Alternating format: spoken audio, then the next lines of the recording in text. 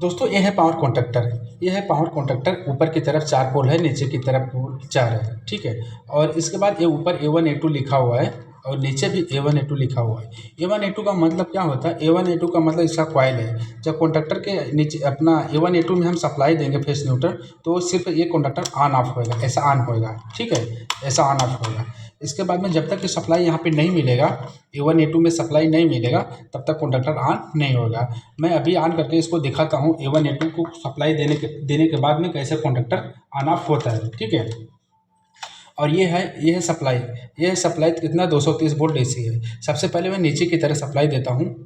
देखो ऑन हो गया कॉन्ट्रैक्टर। जब ऑन होएगा ना, ये ब्लू कलर का जो नोब है ये अंदर जाता है। इसके बाद में अभी ऊपर की तरफ मैं सप्लाई देता हूँ। ऊपर की तरफ सप्लाई देता हूँ। ये देखो उसका कॉइल है A1 A2 ऊपर भी है। यहाँ पे सप्लाई दूंगा ना, देखो ऑन होगा।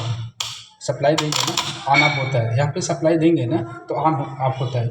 इसके बाद में साइड में भी क्रॉस में का सप्लाई A1 A2 में कनेक्शन करेंगे तो भी ये कॉन्ट्रैक्टर ऑन ऑफ ऐसा होता है। और ये है 3 फेज पावर कॉन्ट्रैक्टर। एक पावर कॉन्ट्रैक्टर हम कहाँ पे यूज़ करते हैं? अभी ये 3 फेज का मोटर चलाने के लिए हम ज़्यादा करके यूज़ करते हैं, और हीटर भी चलाने के लिए यूज़ करते हैं। इसका कैपेसिटी कितना है? इसका कैपेसिटी 3 फेज सप्लाई लिखा हुआ है, और ये है 415 वोल्ट पे 12 एम्पियर बनेगा, और 500 वोल्ट पे 12 एम्पियर बनेगा, ठीक है। और ये देखो किलोवाट लिखा हुआ है, किलोवाट लिखा हुआ है 5.5 किलोवाट, 7.755 किलोवाट, यानी 7.5 किलोवाट हो गया, और 5.5 किलोवाट हो गया। और ये इसका कैपेसिटी है। कैपेसिटी किसका है? मतलब हम वो उस किलोवाट का सप्लाई कहाँ पे देंगे? अभी देखो ये इसमें लिखा हुआ है 4 पोल है। इसमें लिखा हुआ 4 पोल है। ये देखो 2 3 4। इसके बाद 1 2 3 4। ये पोल ऊपर की तरफ हो गया, ये पोल नीचे की तरफ हो गया, ये पोल ऊपर की तरफ हो गया, ये नीचे की तरफ है। और बीच का कॉन्टैक्ट कैसा रहेगा? इसका येनो ओपन खुला रहेगा। जब हम कॉन्ट्रैक्टर को A1 A2 में सप्लाई देंगे तो येनो का ये एजेंसी हो जाता है। जब एजेंसी हो जाएगा तो आउटपुट सप्लाई मिलेगा। और देखो ये जो 4 पोल है ना, ये जो 4 पोल में हम 5.5 किलोवाट करंट कहाँ पे दे सकते हैं?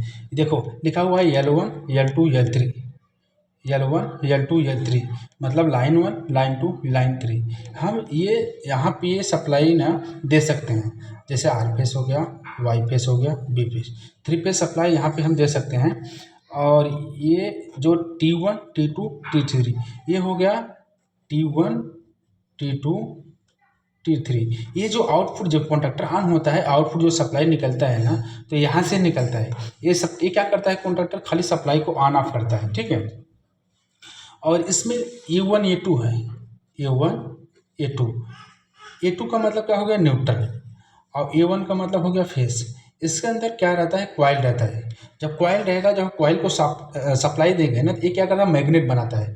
जब मैग्नेट बनाएगा ना, तो ये मैग्नेट क्या करता है? कॉन्ट्रैक्टर अपनी तरफ से खींच लेता है, ऐसा खींच लेगा। जब खींच लेगा ना, तो ये जो कॉन्टैक्ट है यहाँ से बाईपास करंट सप्लाई देने के बाद निकलता है। तो वो सप्लाई हम कहाँ पे यूज करते हैं? जैसे हीटर पैनल हो गया, मोटर पैनल हो गया, मोटर में सप्लाई देने के लिए यूज करते हैं। इसके बाद जब एक कॉइल को सप्लाई मिलेगा तो ये अंदर की तरह जाएगा, तब ये कॉन्डक्टर वर्किंग करना चालू कर देगा। और ये देखो A1 A2 और लिखा हुआ है, ये 240 वोल्ट 50 और 60 SZ लिखा हुआ है।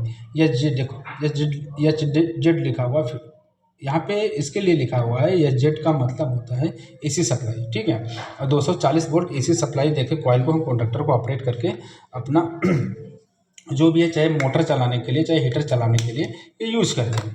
ये कैपेसिटी के हिसाब से अभी ये 13-14 कॉन्टैक्ट नंबर जो दिया हुआ है, यह है 13-14 नंबर कॉन्टैक्ट।